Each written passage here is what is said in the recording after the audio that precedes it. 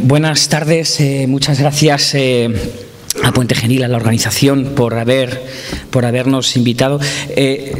Voy a dar un giro, tras conocer la temática de las distintas ponencias, a mi presentación. Desde luego que la voy a seguir basando en la seguridad vial, pero quizás voy a hacer un llamamiento a la que sería esta figura del policía auditor. En realidad es un llamamiento al sentido común, simplemente mostrando un ejemplo de planificación de la movilidad en la que, por supuesto, como policías vais a tener que participar activamente, ¿no?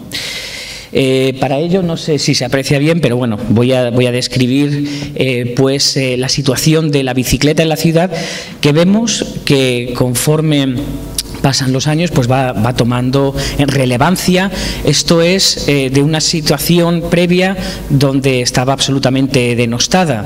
Aquí muestro un ejemplo de una ciudad, es Londres en realidad, en un proyecto que estuvimos trabajando desde el año 2001, donde antes apenas había bicicletas y era todo del coche. Conseguir este tipo de crecimientos no es una tarea de una sola persona, no es de una sola disciplina, pero sí del entendimiento de las capacidades técnicas y limitaciones con las que nos vamos a encontrar. Hablar de la bicicleta en la ciudad sin hacer referencia, cómo no, a los Países Bajos, pues no tendría demasiado sentido. Y bueno, si comparamos con España y con otros países, como por ejemplo Reino Unido, que estaba mostrando antes estas imágenes, pues vemos que el reparto modal de la bicicleta es mucho más importante en Holanda. Vemos también, sin embargo, en esta gráfica que el número de accidentes también es mucho más alto en Holanda. Sin embargo, cuando relativizamos ese número de accidentes con los viajes, con los usos de la bicicleta, vemos que el riesgo es muchísimo mayor en los países donde menos se utiliza la bicicleta, ¿no?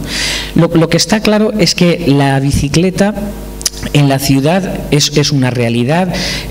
Si bien en estos años, en el 2017 ya cumple 200 años, ha pasado de ser un elemento al principio de transporte, de movilidad.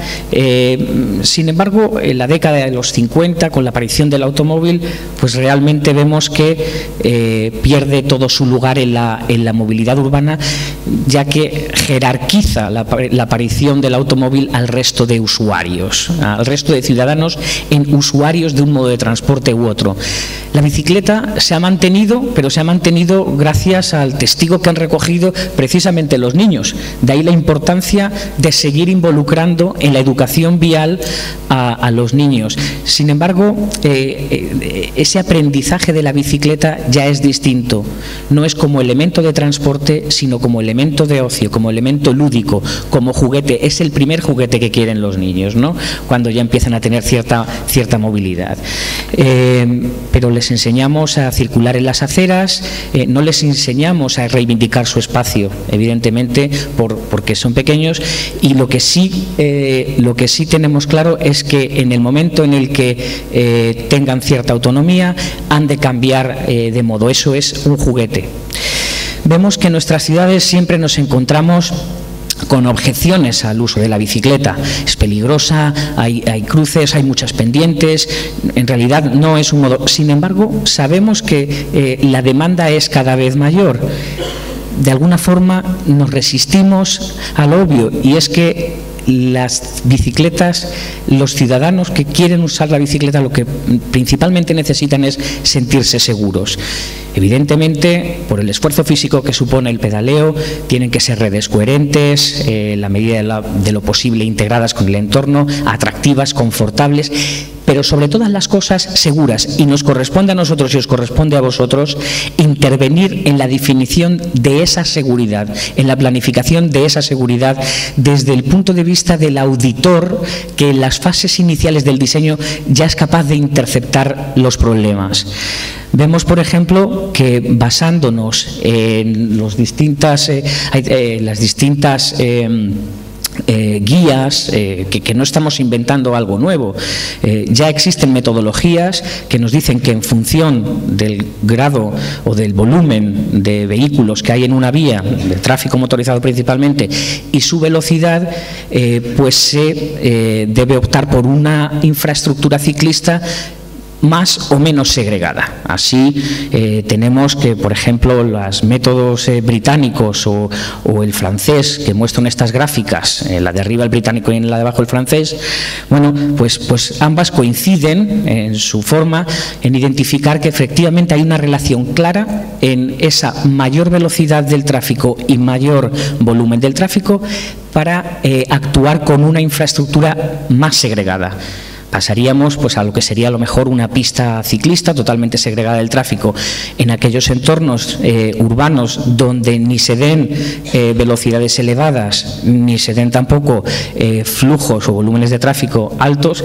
No es necesario y nadie lo quiere, ni siquiera el ciclista. El ciclista quiere ir perfectamente integrado, ¿no? Como se estaba viendo aquí en el caso pues de Pontevedra, por ejemplo. Sin embargo, quiero centrar ahora un poco la presentación y voy a terminarla con un vídeo breve, pero voy a centrarme en el caso, por ejemplo, de Madrid, un poco para que hagamos esa reflexión, ese ejercicio de auditoría, ¿no?, de seguridad vial que podríamos hacer desde el sentido común en realidad, ¿no? El caso de Madrid vemos que es una ciudad que a diferencia de muchas europeas de su mismo tamaño, pues las únicas infraestructuras ciclistas por las que ha apostado en las últimas décadas, salvo en el último periodo en el que estamos, han sido por ejes o por rutas principalmente de ocio, ¿no?, como el anillo verde ciclista o el de la calle Serrano. Bueno, vemos también que en los últimos años se implementó un sistema de préstamo de bicicleta, que es el Bicimad, que tiene asistencia eléctrica al pedaleo.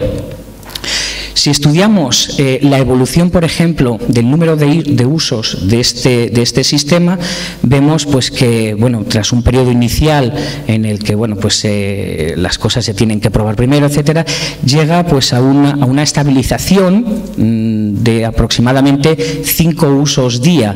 5 usos diarios de cada bicicleta, que uno puede decir, bueno, no está mal, se pueden llegar a 10, pero en todo caso pareciera como que se ha llegado a un techo. Se ha llegado a un techo en el uso de la bicicleta en este caso.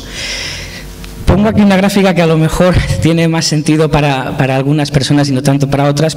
Es en realidad lo que sería la distribución de las velocidades en un canal, y simplemente la pongo como referencia a la naturaleza, ¿no?, que muchas veces nos dice dónde está el sentido de las cosas, ¿no?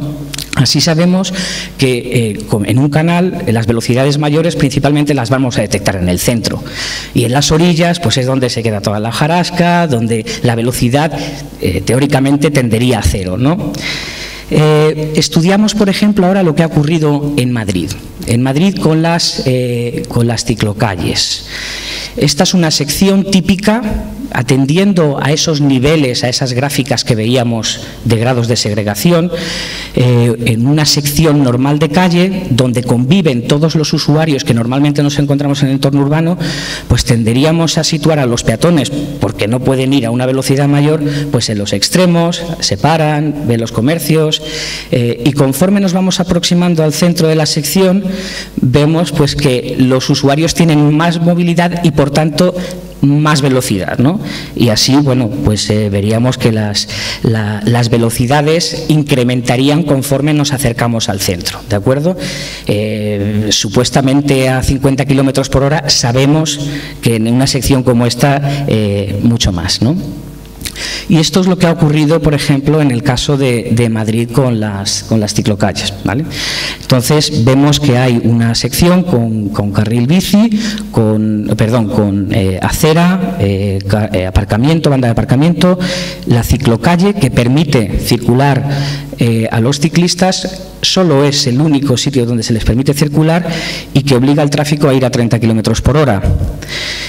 lo que vemos aquí en realidad es que se ha creado una discontinuidad teórica en la velocidad. El tráfico debería, según veíamos en la gráfica anterior, circular a 30 km por hora por ese carril, pero en realidad no lo hace, y si lo hace, solo exclusivamente cuando se detecta a un ciclista.